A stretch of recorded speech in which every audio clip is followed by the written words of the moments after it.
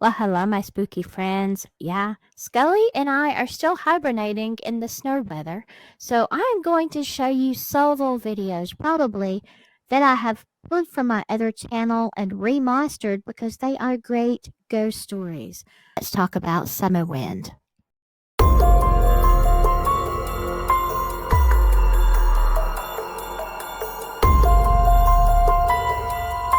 So today we're going to talk about Summerwind. Have you ever heard of it? It's one of the most haunted mansions in Wisconsin, and some say the world. Yeah. So today we're going to do 100 years worth of history. My camera's acting squirrely again. Okay. I hope you can see me. Let's get started. Today's hut is fancy. See? Because this is a fancy story. Sorta. Today's tea, I forgot to tell you, I'm back on the chai latte. I'm telling you, I'm addicted. I might need to seek help. Today we are going all the way back to the 1700s. Yeah, that's where it starts. We're going to be talking about a piece of property that is up in Land O'Lakes, Wisconsin, which is right up there by the peninsula and real close to Michigan. So, beautiful countryside, okay? This is like a little piece of heaven.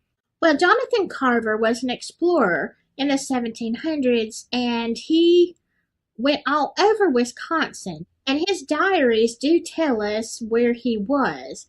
Now, there will be some contention about this in this story, but apparently there were two warring Native American tribes, and Mr. Carver helps them negotiate a peace treaty.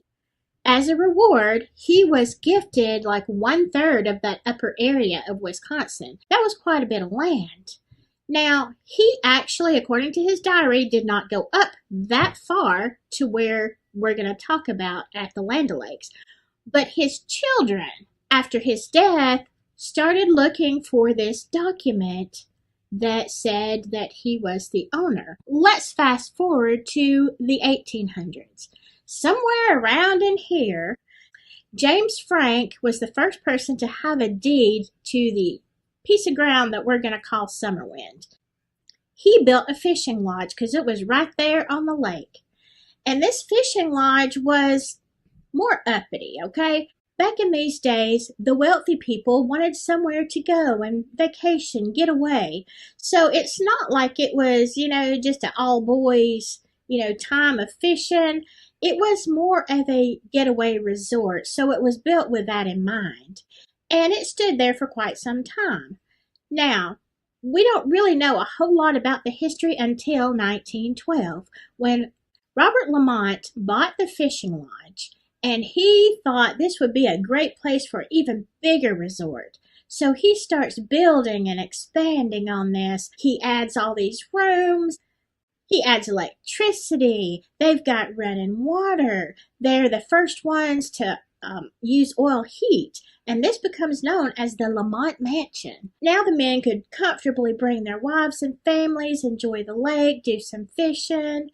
And so it took a little while to build all this. Well, by the time Mr. Lamont and his wife decide to move into the inn, the maids and the servants that they had that were there before them started telling Mr. Lamont, this place is haunted. Well, he kind of just poo-pooed that whole idea because he said just grow up. He just figured they were uneducated, believing in all kind of stuff, and he didn't want to hear a word of it. Until one day, he and his wife were down in either the kitchen, the dining room, somewhere in that area, and there was a door that led from that room down into the basement. One of the stories I heard was that the day before the big event, he and his wife were sitting there having dessert, as you do after supper, talking, and all of a sudden that door started rattling. And at first it was just a few bumps, and then it just started rattling like it was coming off the hinges. So he grabbed a knife, and his wife was right there with him, and they go to the door because he thinks, okay, somebody is in the basement, and they're trying to get up. Now, he doesn't know if it's friend or foe, and she's standing there, and right when he goes to fling open the door, but before the door opens, everything just goes quiet. Okay, so you think maybe that's just a little bit of wind. I don't know. It's a weird circumstance, but it's nothing to get upset about. We shall see, Mr. Lamont. The next night, they're sitting there again, enjoying their after dinner whatevers, and the door starts rattling and shaking, and then it actually flies open, and out steps this person. Now, I've heard two accounts. Most of the accounts say it was a man. Some say it was a woman, but most of them say a man, so that's what we're going with. Mr. Lamont sees this person and realizes that he is not there for any good reason, so he takes his gun, which of course he had on him, and he shoots twice and realizes this is not a person. This is an apparition. Well, that made Mr. Lamont a believer. So he and his wife get their stuff and they move out. Like, they just leave and abandon the whole idea. So that property, the Lamont Mansion, lay dormant for until 1948, until Mr. Lamont died. Now, you want to ask, because he had invested so much money, he had put $100,000 into this fishing lodge in, around 1912-ish. And that would today be like $2.5 million. Well, apparently he could afford to lose it because he never went back, never opened it, and just let the whole thing sit there. So what would make somebody who has invested that much money just leave it? Well, okay, even though this was the time that people were familiar with ghosts, we're on the tail end of the spiritualism movement, so it wasn't a foreign concept, but it wasn't really a society thing, okay? It was kind of embarrassing. You don't want to say I was run out of my lodge by a ghost. Like, that just makes you look stupid in front of your friends. You're more educated than that. So, yeah, they just kept it hush-hush, and I don't know what they told people about the lodge, but they never went back. So in 1948, when Mr. Lamont passed, then the property was up for sale again. Now, I believe that this is the time that the Kiefers bought it. Honey, this house has changed hands more than 30 times. Anyway, the Kiefers buy it, and they, want to have the same vision. Let's make this a lodge and, whatever, hotel. We can make some money off this. Well, they start. Of course, there's problems from the very beginning. Shortly thereafter, Mr. Kiefer dies. Now, there is not a whole lot of record of everything that happened during this time, but the neighbors said that Mrs. Kiefer, she would rent it out, the rooms or whatever, parts of it, from time to time, but she would always stay in the car. She would never go inside. So I think we can surmise from that something did happen inside that house. So once again, Summerwind is just sitting there. Now, by this time, it had gained quite a reputation over the years. A lot of people said it was haunted, so much so that the contractors from the neighboring town, they wouldn't work on this house once they found out what property you were talking about. They would say they'd take the job, and then you give them the address, and they're like, we can't get to that, like, we're really busy. Maybe next year. Everybody who has owned this house has had to try to find contractors much further away or someone who just does not know. Tools would go missing. Appliances and stuff like that, they just break. They stop working, and then, voila, they start working again. Lights on and off. I mean, it's just a bunch of craziness, but it's mostly the presence. People are very uncomfortable, and they just don't feel right about being in that house. It was somewhere during these years, now I don't know if it was the Lamonts or the Kiefers, but I listened to a historian of the area who said that he spoke with someone who lived just across the lake. Now, her grandmother was a little girl during this time, okay, somewhere in the early ages of this, and the grandmother, when she told them this story, she was about 90. Her and a friend were in a boat, and they would see the house over there. It was kind of dilapidated a little bit. It was spooky. People said it was haunted. They were just curious. They wanted to go see the house. So they get in their little boat and they're rowing across the lake. And all of a sudden, a storm comes up like crazy, unexpected. And they get scared. But then they look over to the house and they see this woman standing there on the shore. And she's wearing a white dress and she's got long black hair and she's waving them to come over. Now, I tell you, at this point, I don't know if I would brave the elements or if I'd go to the house. It was a tough choice.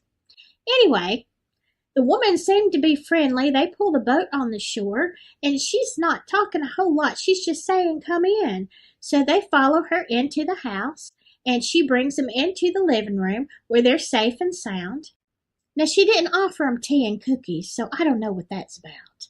You're not much of a hostess. I'm just saying. Anyway, as the woman lets them sit down in the living room, she starts walking up the steps, and she disappears halfway up the steps. Well, the girls are terrified. You can imagine. I don't think I'd ever come in the house to start with. But by this time, the storm didn't look as bad to them as it did. It seemed like it had calmed down a little bit. And they run out of the house and they get back in that boat and they say, we're just going home. We're going to just take our chances. Well, the next day was a nice day. And the girls decided, you know what? We want to go over there and we want to see. Like, we're not sure what this woman, like this whole thing. We want to explore the house now. So they get back in the boat and they're rowing over there and they get fairly close. And all of a sudden they see this woman on the shore again. And this time she's waving them away, saying basically, stop, go back. So the girls were like, okay, we don't know what's going on. They go home. Well, come to find out, the next day they heard that there was one of the workmen over there, somebody at the house, had done gone crazy and was out there just shooting people. This is a documented fact. He did not kill anybody, but it was extremely dangerous. And so, obviously, the woman in white was trying to keep him safe. So I guess she was a good ghost. Who knew? Eventually, Mrs. Kiefer is tired of this place. Honestly, it had been in ruins because it had been sitting there. Nobody's doing anything with it. They can't get contractors. Her husband died, and she's really just letting it sit. And it's dilapidated. In the early 1970s, around 69, 70, somewhere in that area, there was a woman named Ginger who happened to be visiting a friend in that area. And they get to talking about local stuff. And her friend says, hey, Ginger, would you like to go see a haunted house in the area? Ginger's like, sure, I'd love to see it. I mean, what can I say? I'd probably go too. So she gets up here to this house, the old Lamont mansion, and it really is a mess. But she falls utterly in love with it. And she has to have it. Now, according to most records, this is Ginger and Arnold, her husband, Henshaw. Ginger had been married before. She had 4 children of her own. I'm not sure about Arnold. Sometimes people say there was 4 kids, 6 kids. One person even said there's 9 kids. I don't know. Ginger had 4. Now, Ginger and Arnold had a happy marriage. And although you will find this recorded as Henshaw, actually, it has since come out that his first name was Jim, not Arnold, and the last name is Hill. So actually, these were the Hills, if you were going to look it up in records. For this purpose, I will call them Henshaw because if you study this case, this is what you're going to see. So Ginger talks Arnold, who happens to be a contractor. Now, he's got his own contracting business, so they were good to go. She talks Arnold into buying this old place. Her kids are not excited because, it looks like crap. I'm not going to lie. She's determined that she can make this a wonderful, place. They've got all these kids, and there's all this room. It is her dream house. So they buy it, they move in, and a few things start irritating Ginger. First of all, she decides that she wants to restore it back to its original beauty, not like modern. She wants to keep it like it was.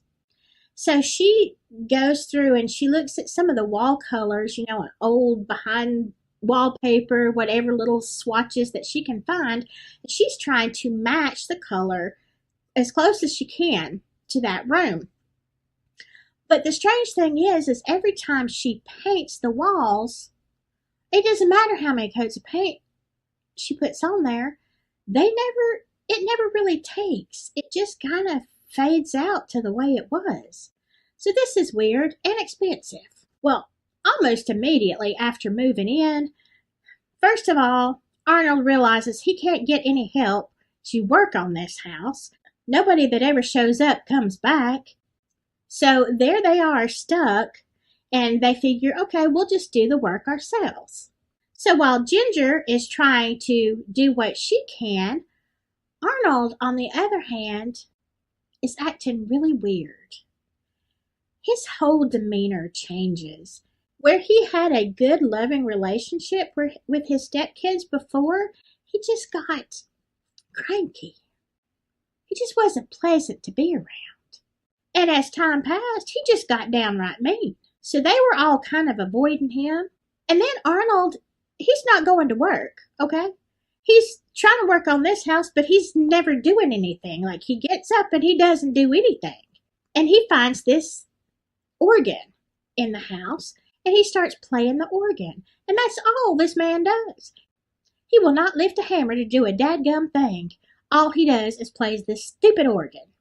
So now they don't have any money coming in. Whatever reserves they have, it's now becoming wintertime, and here they are in a mess. Arnold ain't working. He's playing the organ to all hours of the night. Even though he knows the kids have school, whatever, he just keeps saying that the spirits are telling him he's supposed to play. I'm telling you, I'm fixing to bury you in the backyard if you don't get off that danged instrument. But Ginger was apparently a lot nicer than I am. So she was trying to, just keep the family together and bear it as they're going under financially. Pretty soon, all their lights get turned off, the water. So they're having to haul water buckets from the lake for water, and they're having to use the fireplace for heat. They've now got all of their stuff down in one room. Now, just prior to this, while Arnold still wasn't, that crazy, Ginger had invited some friends over. So as they're sitting in the living room and they're looking around this house and, trying to imagine, I guess, what it's going to look like, all of a sudden she's in the other room and she hears them scream. And so she comes running out there. They're all looking at this apparition. It is a woman in a white dress with long black hair. And then she disappears. Well, her guests, they just up and left. They weren't coming back. Imagine that. Now, also, when Ginger was working on the house, she was in the hallway one day and she hears a man's voice call her name. And so she turns around to see who's in the house. It's not a voice she recognizes. And she sees this male apparition, perhaps the same guy that Robert Lamont saw and shot at. I don't know. Anyway, she sees this apparition and it disappears. Well, she's pretty shaken up. So now you fast forward, your husband's lost his dadgum mind, playing the organ, and now not only is he playing the organ, but he's playing songs that they're familiar with, but he's changing the words to these hideous, hideous things. Like, it's not the right lyrics, and they're just awful. So there they are by the fire. She's trying to keep the kids alive, and there really ain't any food on the table. She had been determined, as people were back in that time, to make things work. I mean, this wasn't her first rodeo. Now, the kids had a pet raccoon, and one day the raccoon got out of the cage, whatever, goes into the woods. And so Arnold is so angry, he's screaming at the kids, and it's nighttime. He's like, go find the raccoon. And they don't want to go outside, but he forces them into the woods to find this raccoon, which they end up finding, and he ends up doing away with that raccoon right in front of them. Well, I think, Ginger realizes this marriage is over. Girl, I get it. So, in the midst of all this, and not having a habitable place to live, her pride breaks down and she goes to the neighbors, uses the phone, and calls her dad to please come and get her and the kids. So he does. He shows up the next day with a little camper and they all get in it. And honestly, that is the last time Ginger ever sees Arnold Henshaw. As a matter of fact, nobody really knows what happened to him. Most people say that he went to a mental institution, and I guess that's the legend, the hearsay, whatever. And it sounds like, honestly, he needed to. But you usually don't stay there forever. So we don't really know. Nobody knows what happened to him. But he was never seen by the family again. Oh, but this story gets worse. Yeah. Now let's back up just a little bit, because there are some hauntings in this house that have no explanation of origin. Or do they? Long before the Henshaws moved into this house, people had seen the white lady, the woman with the black hair. I mean, she was a known apparition, I guess, to different people. But where did she come from? Now, at one point, when they were doing some renovation and looking around in the basement, they found, screwed into the stones, there were shackles. Well, this was not like a plantation or anything. Of course, this is Wisconsin, so where did these shackles come from? Okay, the locals say that a woman named Lucy was having an affair. They're not sure who it was with. They don't think it was with Mr. Lamont, but it was somebody. So somebody attached to this house or in the area, God knows, because it was vacant so much. I guess anybody could have used it. But it was said that her husband found out about the affair and shackled her in the basement and said, "You will stay here till you die." So is Lucy, whoever Lucy is, the ghost? Well, let's go back to the Hinshaws for a second. While they were doing some of this renovating, before Arnold completely lost his crackers, they were like doing something behind a dresser. I don't know if they're painting.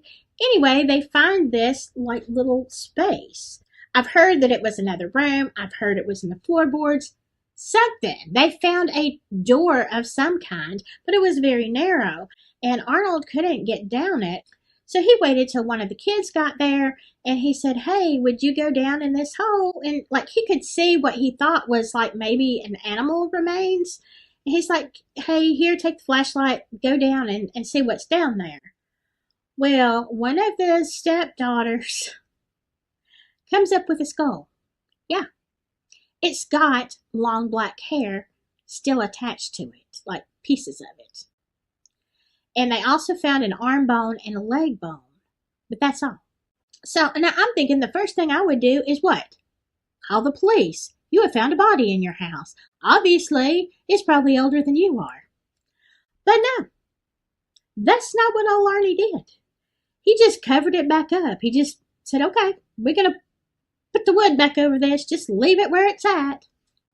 Honestly, if I were a ghost and you found my body, finally somebody found me, and then you just like put me back, well, I'd haunt you too, buddy.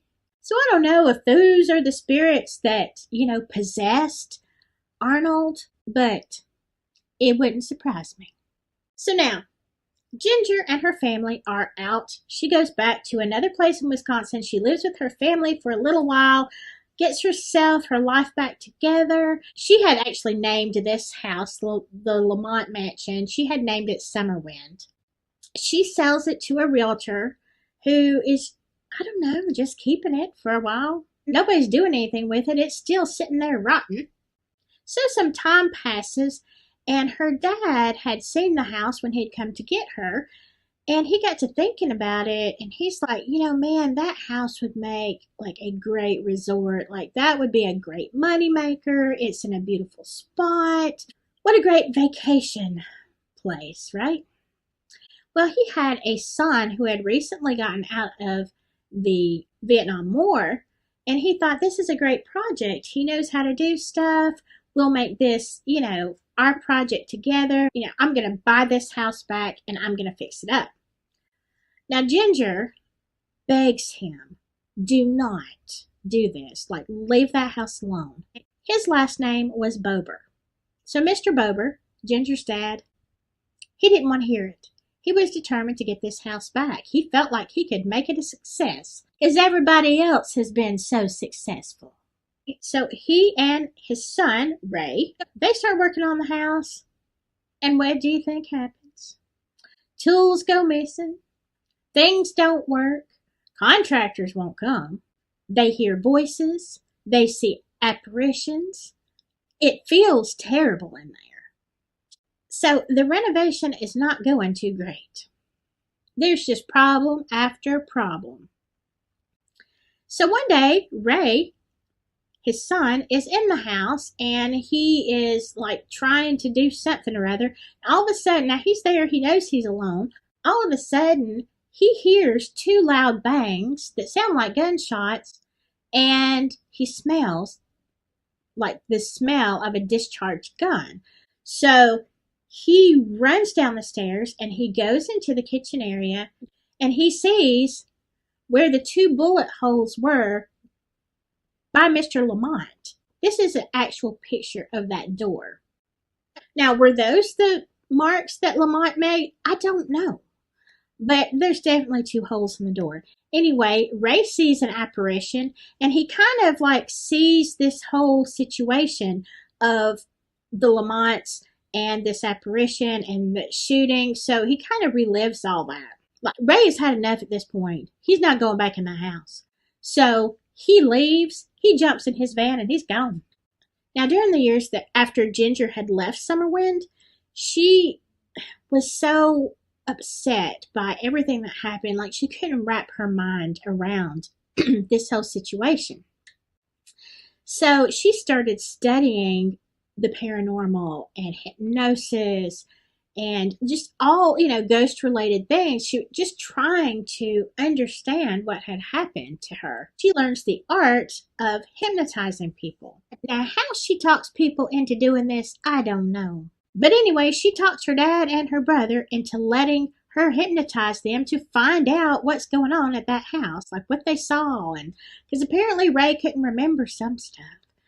So she hypnotizes Ray. Now, her daughter says as she was watching this whole thing play out, Ray starts shaking violently. And he's in this trance and he takes on this other persona. And this other persona says something to the effect of, I had 7 children and I despised them all. And then he kept repeating the phrase, you are weak, but I'm strong. You're weak. I'm strong. Yeah. You're dead too, buddy. But that's the way I look at things. After the whole Ray fiasco, she turns around and her dad lets her hypnotize him. Now, during this time, and I've heard this was done under hypnosis, and then sometimes they say Mr. Bober had this in a dream. We'll just say in this dreamlike state, he said that he starts writing and he signs the name Jonathan Carver. He says that Jonathan's papers that show his land grant are actually behind a stone in the foundation in the basement of Summerwind. And, you have to pull out this stone and there's this space and there's a box and all this kind of stuff. And this is where the paperwork is. So Mr. Bober is determined to go back to Summerwind and look for this paper. They go to exactly where Jonathan said it was, and they pull back this stone that he saw, and lo and behold, there is a space there, but there's no box and no paper. So that was just like a wild goose chase. Jonathan Carver's lying to you. It was more likely a demon, but that's just my opinion. So once again, that is the end of that. The house lays dormant for a little while. Fast forward to the 80s, it's not that far off of the Bobers. So now this house has this huge reputation. So a man named Harold Tracy is looking for an anniversary present for his wife, who apparently loves haunted houses. So her anniversary, he hands her a paper. Here, dear, I bought you a haunted house.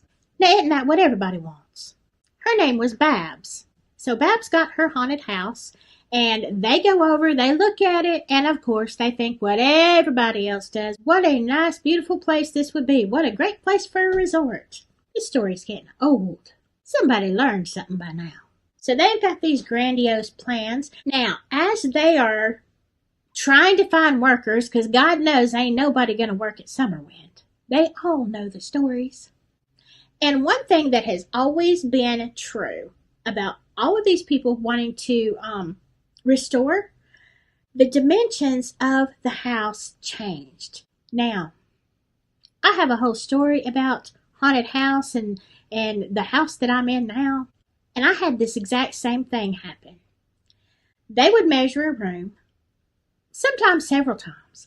They'd measure, they'd get the exact dimensions, get the materials for the room, and the room changes. It either expands or it gets smaller.